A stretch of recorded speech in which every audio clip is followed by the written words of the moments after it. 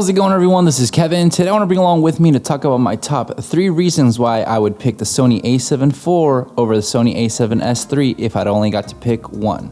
So let's jump right into it.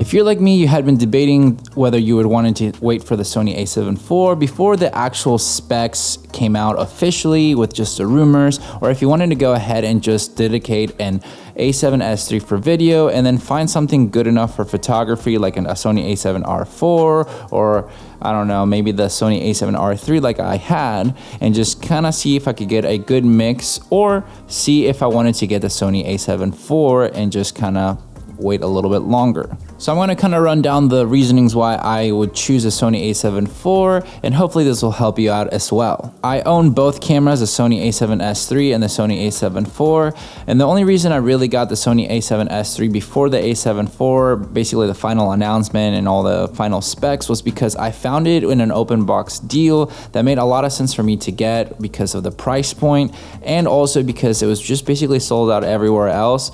And I knew that if worst case scenario came, I could sell the Sony A7S III if I didn't really want to keep it because the Sony A7 IV specs were too great, and I could obtain it and maybe get 2 of them instead of just one Sony A7S III. So that's basically the reason why I decided to obviously get both of them, and why I decided to keep the Sony A7S III and instead of just kind of sucking it up and getting the Sony A7 IV and waiting for it. So that's just kind of a little bit of background, if you will. So let's go ahead and get into the top 3 reasons why I would pick this camera right here, and see if they coincide with your reasonings as well if you were to get this camera, if you haven't already, or if you're planning to. So first reason, the Sony A7 IV is a true hybrid camera when it comes down to great photo and video capabilities. When it comes down to the specs of this camera, you have the 33 megapixel count where you can do obviously great photography, and you also have the 10-bit color depth with all the kind of like mode ranges with a Sony A7 IV. So that's a pretty good hybrid if I want to bring only one camera. This is one of the reasons why I would choose it if it was my only option,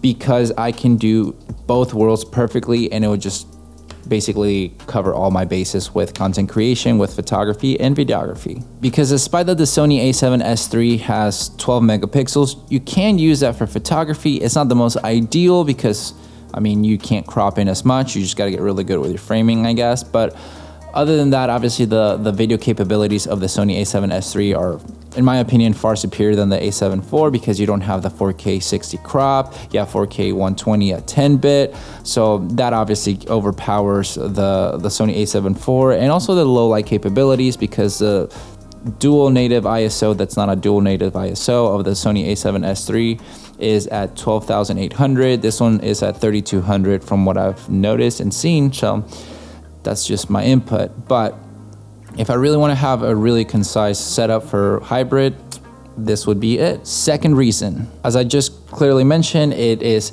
10-bit internal recording, which has it all the way through the modes, whether it's at 4K 24, 4K 60 with a crop, or 120 frames per second at 1080p is 10-bit as well with the S&Q mode, which that kind of covers all my bases. And all honesty, I don't really mind the crop mode, because sometimes it is quite nice to be able to crop in further when you're farther away for certain things. So that's not really a big issue to me. So that's something that I personally don't mind. So with that being said, the capabilities of the 10-bit with color grading is far superior than the A7 III, despite people kind of not seeing that big of a, I guess, difference. I think personally there's a lot of difference, and it's helped me out to basically have really good color grading for this camera and this camera together. But like I said, if I only had to use one, it'd still be perfect with what I would need. And reason number 3, I honestly just love the customization that you can do with a Sony A7 IV. You have this little knob right here that I've made a video about why it's my favorite thing about the A7 IV, because it honestly is just so easy to customize your camera to be faster at shooting photo and video in S&Q mode. So you got that slow motion or time lapse a lot faster, so that you can just be more efficient with your time. And I've noticed that myself, like, basically using this camera when I have my 35 to 150 to take photos, and if I need some sort of video, I technically just use this camera for a lot of like the B-roll if I need to. If I don't want to like switch between my Sony A7S III and the A7 IV with the lenses, just because it's time consuming, or depending on the scenario, if I don't really need to have 4K 120 in slow motion if I can get by with the 1080p 120 10-bit of the A7 IV. So for me with that, it just kind of makes it a lot faster with the hybrid shooting style with this basically little kind of button kind of scenario, because you can just switch it to video, to S&Q, to photo really fast, just like that. And it just makes sense a lot because you can customize each individual customization button of the 1, 2, 3 to have your video modes there, your camera settings, and also your S&Q in each one of them. So it's pretty beneficial to me.